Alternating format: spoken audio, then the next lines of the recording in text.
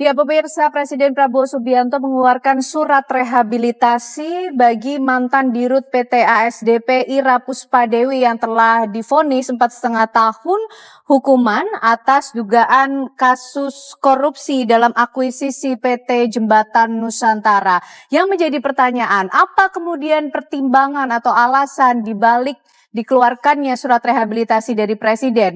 Apa pula dampak yang akan dilahirkan dari surat rehabilitasi tersebut? Kami akan membahasnya untuk Anda di Apa Kabar Indonesia Malam bersama saya Ken Ana. Dan saya Tiara Haraha. Pemirsa, selain itu sejumlah informasi penting dan juga menarik lainnya juga akan kami hadirkan untuk Anda di Apa Kabar Indonesia Malam. Pemirsa, kebakaran besar terjadi di Desa Leuwinutuk, Kecamatan Citerep, Kabupaten Bogor. Kecelakaan beruntun melibatkan 3 kendaraan terjadi di Kabupaten Bandung Barat, Jawa Barat. 3 orang tewas dalam banjir yang sebelumnya merendam 5 kecamatan kini meluas hingga Loksukon, pusat pemerintah. Ya, pemirsa, Presiden Prabowo Subianto telah mengeluarkan surat rehabilitasi untuk mantan Dirut PT ASDP Ira Puspadewi dan juga 2 direktur lainnya yang kemudian divonis 4,5 tahun penjara karena dugaan kasus korupsi kerjasama usaha dan akuisisi PT Jembatan Nusantara. Yang menjadi pertanyaan, apa kemudian pertimbangan ataupun alasan dari Presiden Prabowo Subianto menaikkan surat rehabilitasi tersebut? Bagaimana pula dampak hukumnya ke depan? Kita akan membahasnya malam hari ini bersama dengan 3 orang narasumber yang sudah hadir di Apa Kabar Indonesia Malam. Ada Bang Habibur Rahman, Ketua Komisi 3 DPR. Selamat malam, Assalamualaikum Bang. Juga KPK, artinya bisa terindikasi ada unprofesionalisme di dalam kita. Pemirsa, kami juga memiliki informasi untuk Anda di mana Komisi Pemberantasan Korupsi atau KPK ini belum bisa membebaskan mantan Dirut ASDP Ira Puspadewi dan kawan-kawan dari Rumah Tahanan Negara.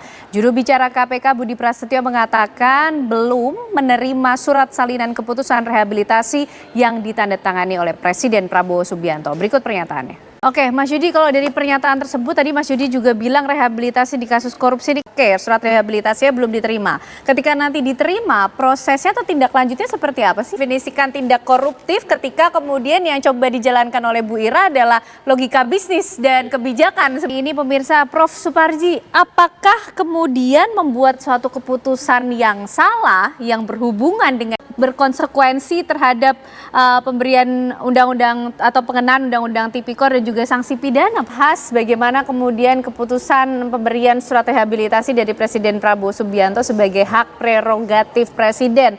Tadi sudah disampaikan oleh Bang Habib, tapi Bang Habib ke depan melihat dampak pemberian rehabilitasi. Ini juga masih memiliki informasi lain untuk Anda, termasuk informasi dari Ketua Umum Pengurus Besar Nahdlatul Ulama Yahya Khalil Stakuf atau Gus Yahya yang menegaskan masih menjabat sebagai Ketua Umum secara konstitusional. Sesaat lagi informasi selengkapnya. Anda kembali di Apa Kabar Indonesia Malam, pemirsa. Ketua Umum Pengurus Besar Nahdlatul Ulama Yahya Khalil Stakuf atau Gus Yahya menegaskan masih menjabat sebagai ketua. Beralih ke informasi lainnya, pemirsa, banjir yang sebelumnya merendam 5 kecamatan kini meluas hingga Loksukon, pusat pemerintahan Aceh. Cuaca buruk. Kami beralih ke informasi lainnya, pemirsa, di mana musibah bencana tanah longsor dan banjir bandang menghantam sejumlah kabupaten di Sumatera Utara pada Senin hingga Selasa kemarin.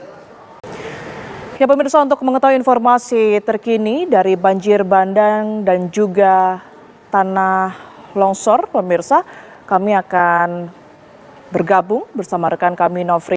Pemirsa, banjir bandang menerjang 3 desa di Kecamatan Batang Toru, Kabupaten Tapanuli Selatan, Sumatera Utara. 4 orang warga meninggal dunia karena tersapu luapan sungai Aek Garoga. Ruas jalan lintas Sumatera di Desa Aek Libung, Kecamatan Sayur, Rumah Tinggi, Tapanuli Selatan, Sumatera Utara terendam banjir setinggi 2 meter. Kasus pembunuhan seorang guru di Brebes, Jawa Tengah yang jasadnya dibuang di hutan jati, pemirsa, akhirnya terungkap. Polisi pun berhasil menangkap pelaku di sebuah rumah kos Rabu dini hari. Kami hadirkan informasinya untuk Anda, pemirsa, di mana tim gabungan Jatanras Polda Jawa Tengah ini dan juga Resmob Satreskrim Polres Brebes berhasil menangkap pelaku yang merupakan pembunuhan disertai perampokan terhadap seorang guru yang sekaligus bekerja Seorang penumpang wanita diperkosa oleh sopir taksi online saat melakukan perjalanan dari Depok, Jawa Barat menuju Bandara Soekarno-Hatta, Cengkareng.